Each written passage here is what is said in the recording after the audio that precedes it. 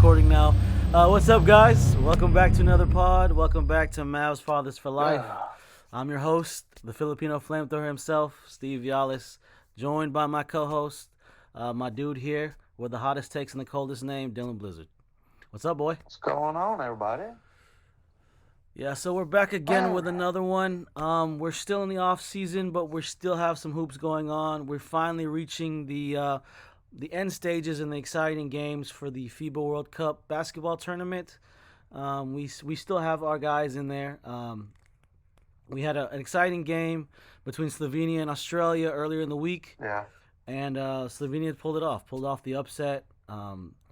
They beat those guys, but then yesterday, Team Canada put the whooping on Team Slovenia, and Yeah. there's a few things that I want to dive into right off the jump, and that's kind of how Luka looked against his NBA teammates, his Dallas Mav teammates.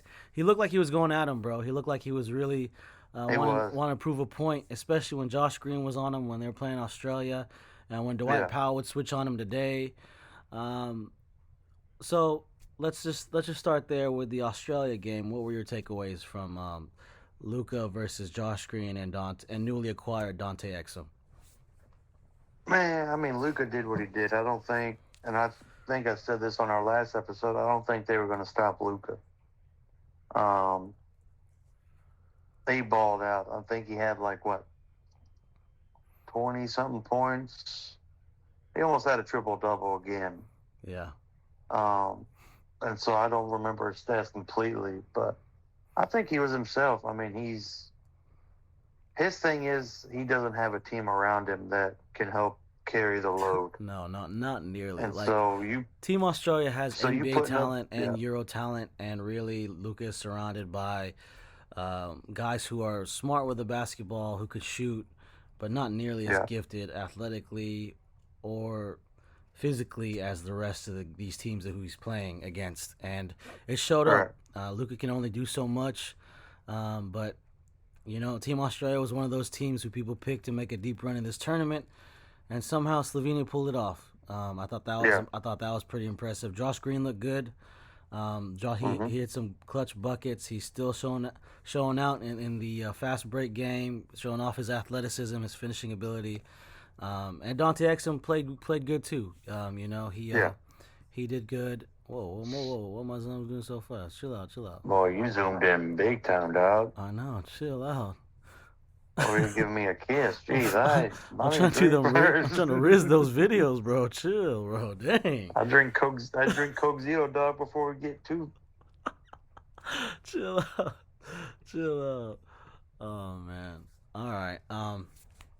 Yeah, so that's. But yeah, man. No, I think Luka had a game, man. Our guys Green and Exum had their games. But going into the Canada game, I was kind of nervous because like I said, you can only go so far into this World Cup if you don't have anybody behind you. You can only drop triple-double so many times before you just finally run out of fuel to even score points. Yeah. But so to that Canada game, I think that's when he finally hit the wall. I just think, I mean, he still put up almost 30 points, even in the loss. Yeah, I think 30 points and a triple-double almost. Yeah, something like 24, 26, and then the real star of the show and probably the tournament is Shai Gilgeous-Alexander. Yeah, he had a 30-piece, and he just looks like he's at a different level than everybody else on the court. Yeah. But the one focus that I want to get into, especially when they played Canada, is Luka versus Dylan Brooks. It wasn't really a matchup thing. Like, Luka kind of torched him whenever he wanted to. Dylan Brooks was doing his thing, trying to get under people's skin. People just don't like the guy. I mean, if he was a Mav, then maybe I would be okay with it. But he just plays that villain role like he's established already, and really he's not. He's kind of like somebody who kind of just showed up out of nowhere, trying to make a name for himself, and then kind of got shunned out the league almost. But my big takeaway from that game is Luka got ejected with over 5 minutes left in the game, and ejected over for what he's infamously done in the NBA, and that's What? Sit down complaining and to the shrug his refs. shoulders? Like, where's the call, dog? Yeah, yeah. I mean, I agree. He got bumped, but at the same time, like Luka, this is your national team. You got to stop complaining to these refs and just ball out, bro. I get that, but I went back and saw what they gave him a T for. I thought it was going to be he got in Dylan Brooks' face or something like that. Yeah. That man got bumped, fouled, and just sat on the court and raised his hands. Come on, that's not a foul. I mean, I get he would probably have that coming to him because he does complain so I mean, if much. you look at even the highlights, even if you look at like an extended highlight clip of the game, you could see him complaining so many times, bro. And I'm pretty sure Yeah, it just reached the point with the refs where they were just fed up with it. They were just like, "All right, man, yeah, that's it. Like, we know that you're one of the top superstars in this tournament, but come on." And for us Mavs fans, we've seen that side. Like yeah. that's the one complaint that we have for our goat is he just talks too much after he gets a no call, which he deserves them. We talked about this before in the pod. He Yeah. deserves all the calls. He's a top 3 player in the league who gets bumped, and he's a bigger guy. He's a thicker guy, so he gets hit a lot, and he doesn't get these calls that he deserves. But at the same Mhm. time, like, come on, bro. Like, we need you to get back, play defense. We need you to stay in the game. Yeah. Don't jeopardize it by getting a technical foul or getting ejected like he did today. Like, that's the one thing that you kind of hope that he'd be better at this point in his career. At year 4, year 5, whatever year he is right now. But you would expect him to kind of mature in a way to where he'd want to be better all around, and be more of Hmm. a responsible veteran or responsible team leader that he is, and not jeopardize the outcomes of these games by complaining to these refs. And Yeah. it was frustrating to see because I could see them kind of making a comeback. They were back and forth throughout most of the game, and then Canada kind of pulled away towards the end. Yeah. But all that kind of went out the window when he got ejected. Dylan Brooks got ejected too for something I thought was pretty dumb. Like, he stared down a guy. Yeah. But I'm pretty sure they were fed up with his antics and his BS the whole game. So I'm pretty sure it's a combination of things, not just those instances between Luka Yeah. and Dylan Most Brooks. definitely. So I mean, I don't know, man. Like, I don't know how he gets that under control. I don't know who talks to him or who. I don't know if his fiance talks to him about, hey, I don't know who gets to him and yeah, gets into his head that's like, look, you got to mature.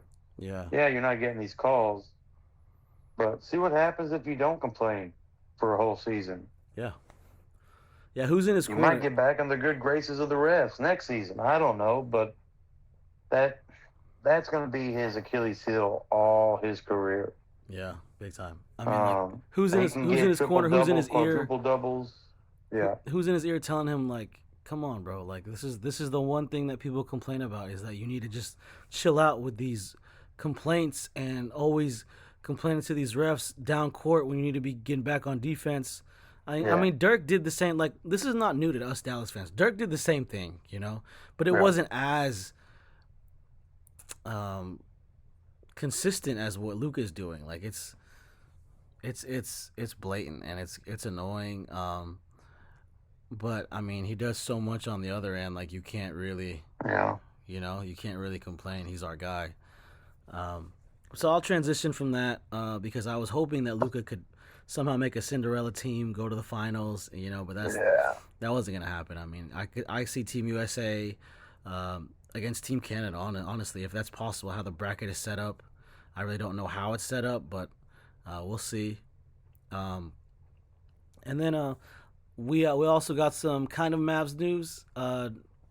Christian Wood finally signed with the team. Um, Yeah.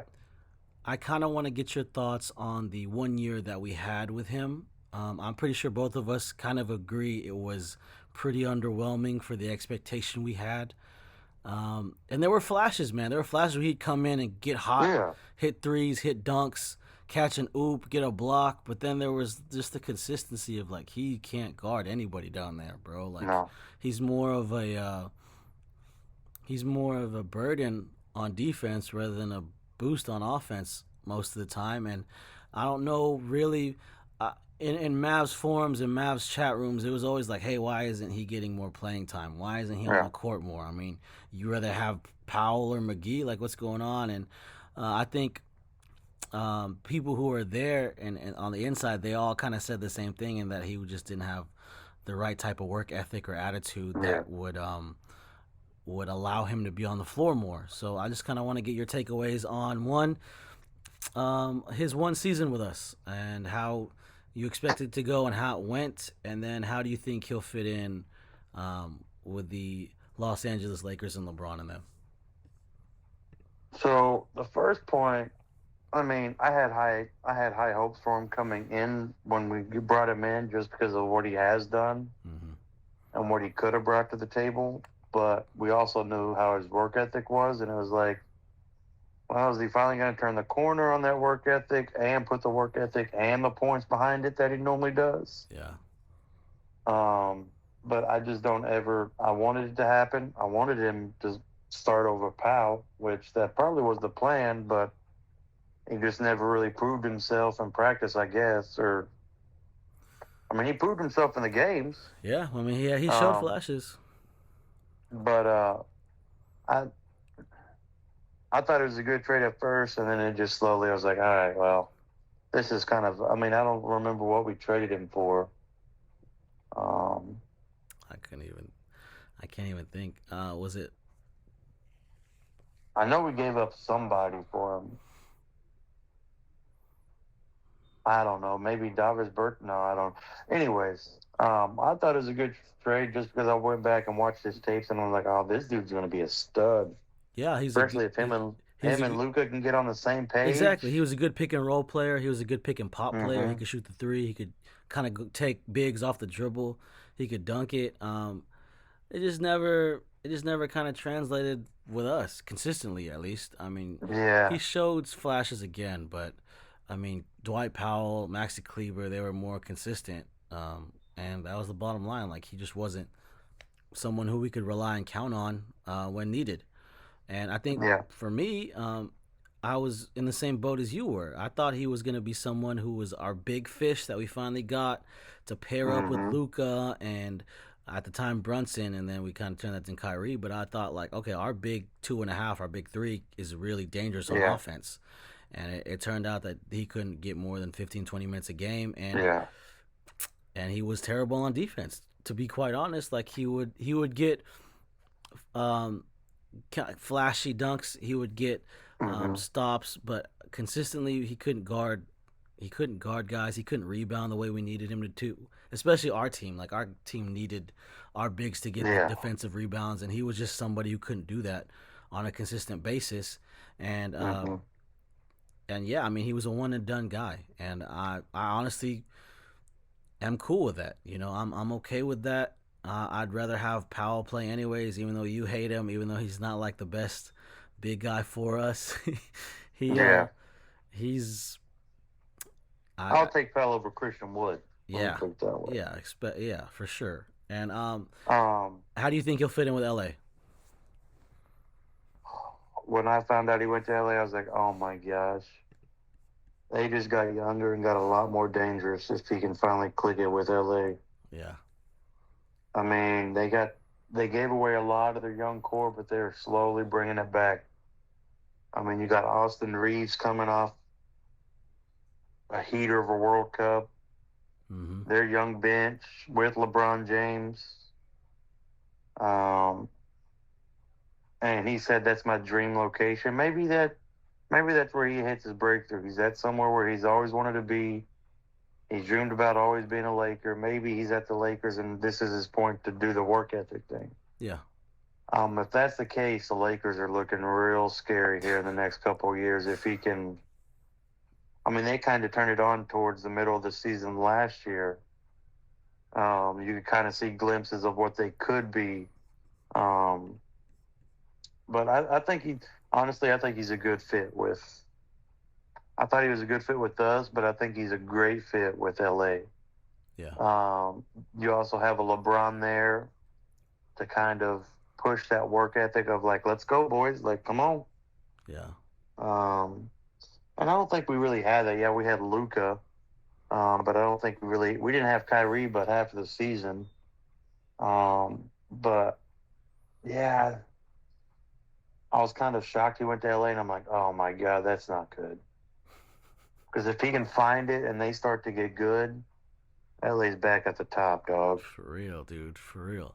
Yeah, So yeah, I'm gonna completely agree with you on that. I think that he came in with us with high expectations, but I think for LA, I think that's the perfect fit for him. I said from day one, if a team is gonna take a chance on him, I think LA is gonna be the best fit because how could you not want to be better and consistent for the best player in the world, LeBron James? right. Um, Obviously the best leader that we have in the game so far, as long as he's going to stay in the league, and he's playing behind AD. Like you're not going to get as much chances as you would with us because you're playing behind one of the better power Yeah, forwards centers in the league in AD. And they re-upped their roster, like you said. They have Austin Reeves, who's kind of established himself, especially in this FIBA World Cup tournament. But they also picked up Gabe Vincent, yeah, some other key guys who are who I think can make them a lot deeper and a lot more dangerous come out the West. So I think it's a yeah. good overall good fit for him. Good for him. I have no ill will or I don't wish him any harm or anything bad because No, he didn't fit with us. It just happens that way. Um, I mean, for me, that's kind of the talking points and things that we had. Unless you want to cover anything yeah. else, man. I mean, I'm all ears. Um, I I think there's just one. I saw Kendrick Perkins post about it. Um, and I mean, going back and looking at the stats, he said Anthony Edwards is the best player in this World Cup. Who was it? KP Kendrick Perkins said that Anthony Edwards was the best player in the tournament. Yeah, in his book, and I think he had Luka second and somebody else. So that was. I mean, I just want to get your thoughts on that. I mean, I haven't really kept up with the USA really on their run or whatever they've been doing. Um, I've been kind of keeping an eye on Slovenia and Luka just because Luka's our boy. And we don't. I don't think we don't have anybody in the U.S. that is a Mavs. So, um, just your thoughts on that. I mean, I have my thoughts, but if you want to go first, and then yeah, yeah. we'll close it out. I honestly don't hate it. Um, Yeah, Luca is a better player, 100%. There's no doubting that. But in the tournament, Anthony Edwards has kind of reached the level where we kind of didn't expect him to. mm-hmm. He's leading the best team in a way where he looks like he's kind of been that guy for a while, and really he's Yeah, only in what like his second or third year going in second this. year. Yeah, he's like the number he's wearing is the Kobe number, and Yeah, the guy who like he's the guy who you turn to for a big bucket, and he's hit some big buckets mm-hmm. and he's had some huge games.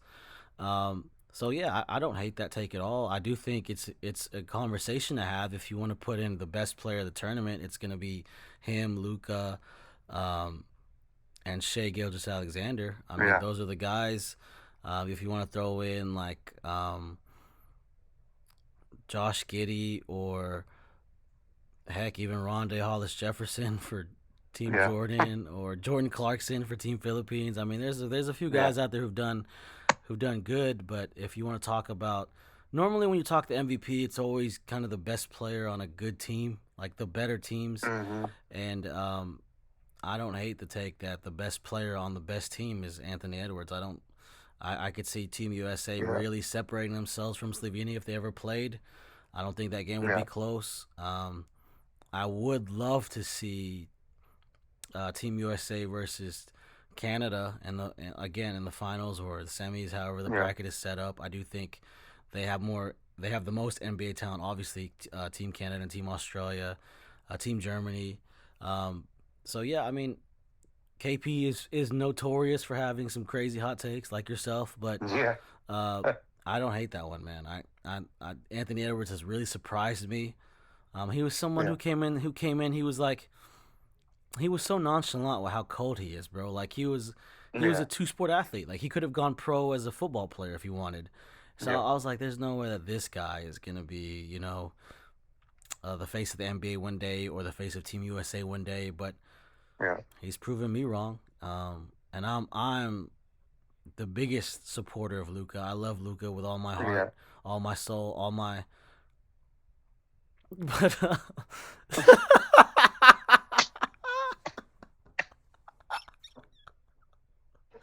Oh, it's late, bro. It's late. Chill. oh, gee.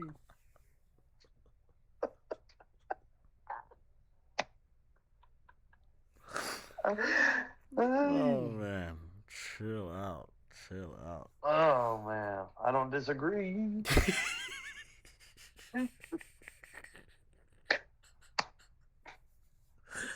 I'm gonna include like since I'm messing around with the edits now, I'm gonna include like a clip of the Hallelujah song, closing us out or introing us in, and include Do it, dog. like a super seducing pic of Luca. Do it, bro. Do it. Let's go. Oh my, we've reached a new level, and I'm okay with Oh man, it is way past our bedtimes. that. Oh, Oh man, I mean, but yeah, man. yeah. So what's your I take? saw What's your with take on that? I mean, I saw a lot of people coming at Kendrick Perkins on, oh, Luka's always the best. He's always gonna. I mean, Luka's had triple doubles this World Cup, but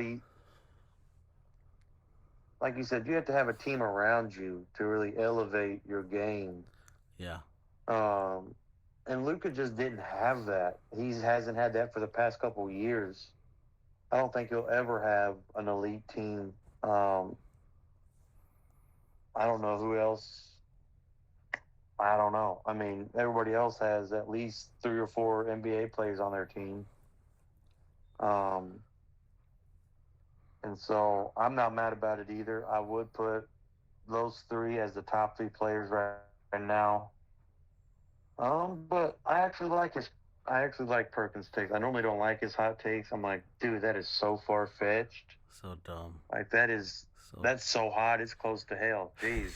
I Um, like that.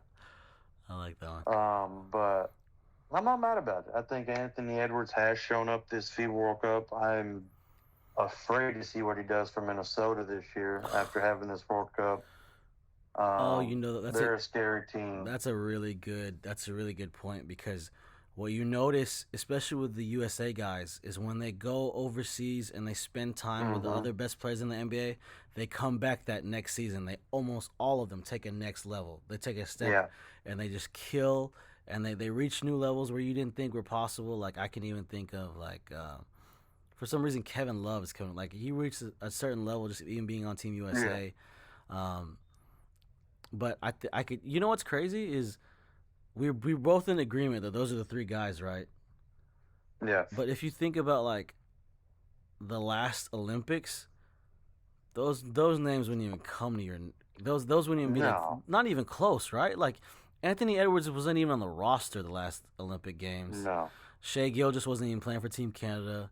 I don't think Luka and them even qualified for that tournament. Like we're living in the future, and it's crazy to think about like Yeah. where we are now, with no Steph, no LeBron, no Kobe, no Dirk for Germany, no Carmelo, Yeah. who's like the longest decorated uh, U.S. Olympian ever. Yeah. Um, Oh, but yeah, man, that's about it. I know.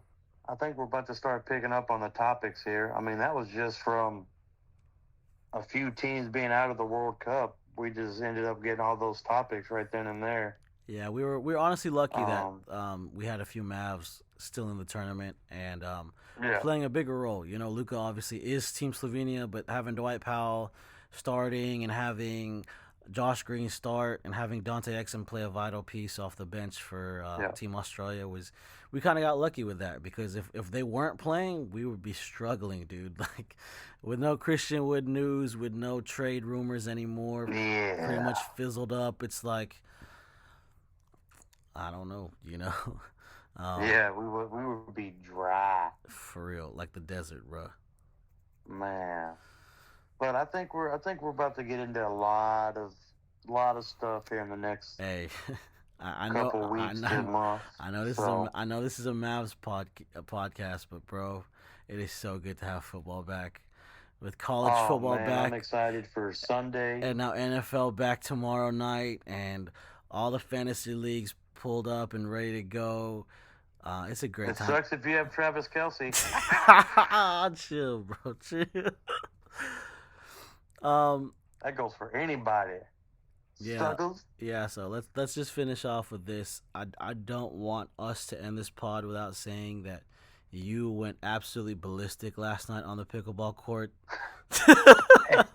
Like I said, it happens every few games, dog. I don't know. You know what it And is? some games I break. You know Some what? games I break my paddles. You know what I think it is? Is like you just feed off of your teammate. Like when you have someone who you know you can trust and who can elevate your game, you take your game to the next. Yeah. Like the last time you played like that was when you played with me, and we went crazy. Yeah. We went crazy that night, and then last night you played with Cody. And I know people aren't gonna get this because they're some of you probably like, what is pickleball? Like, what are y'all doing? Like, you guys are a bunch Hop on the trend, dog. you guys are a bunch of Reach like out to us. Let us know. older dads. What are you doing? But this is what we love. We love playing pickleball. We love this is how we get our cardio in, to be quite honest. And Man. we've fallen in love. Like, I'm not even exaggerating. We've fallen in love with this sport. And Yeah. I know you, like myself, have been just watching hours of videos of like tips and highlights, and it's cool to be part of something that's kind of taking the nation by storm. You know, it's picking up to now like a level to where the actual top of the top pros are getting paid, bro. Like, paid to where they're comfortable and they can kind of leave their day jobs. Not the majority at all, but like the minority of the top 10.